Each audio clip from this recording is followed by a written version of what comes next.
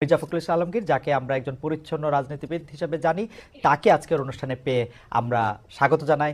আপনাকে আন্তরিক কৃতজ্ঞতা জানাই যেন মির্জা ফখরুল ইসলাম আলমগীর, আপনি আমাদেরকে সময় দিয়েছেন এবং আমাদের সাথে যুক্ত হয়েছেন। না, আপনাকেও ধন্যবাদ যে আপনি আমাকে ডেকেছেন। আপনার সঙ্গে কথা বলতে এমনি আমার ভালো লাগে। Thank you so much. আমি আমি আমি আমি যে প্রশ্নটি করতে চাই সেই প্রশ্নটি হচ্ছে যে অনেকের মানে শুরুর প্রশ্নটি সেটি অনেকের প্রশ্ন। আমাদের আসলে অনেকগুলি প্রশ্ন আছে আপনার কাছে। আপনার যে প্রশ্নের জবাব আপনি যেভাবে দিতে চান সেভাবে দিবেন, না দিতে চাইলেও আমরা দিব, মানে আমরা এটা নিতে পারবো, এত অসুবিধা নাই। আমাদের প্রথম যে প্রশ্ন সেটি হচ্ছে যে জনাব তারেক রহমান দীর্ঘদিন দেশের বাইরে আছেন।